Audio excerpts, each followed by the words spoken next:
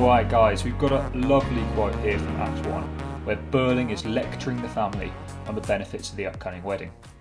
We see here that we may look forward to the time when the Crofts and the Burlings are no longer competing but are working together. But this wedding isn't about love.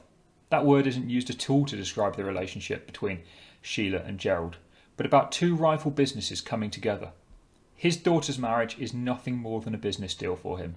The Crofts are a bigger textile business that are a threat to the Burlings, and this wedding solves that problem. And by the fact that they are no longer competing but are working together, the irony here is that Burling, the famous capitalist, is trying to undermine its principles that competition makes it fair for everyone.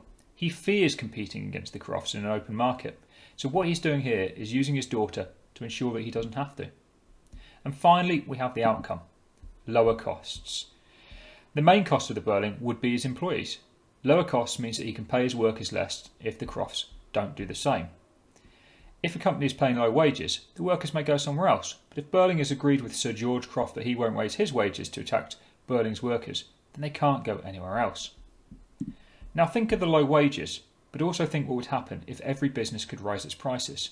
The cost of everything would go up, making their lower wages much, much worse. This is why capitalism relies on competition to avoid this, and why Burling can't even really be described as a true capitalist here. And if we look at some of those linked quotes where he's talking as a hard-headed, practical man of business, he's not even playing by the system he so loves.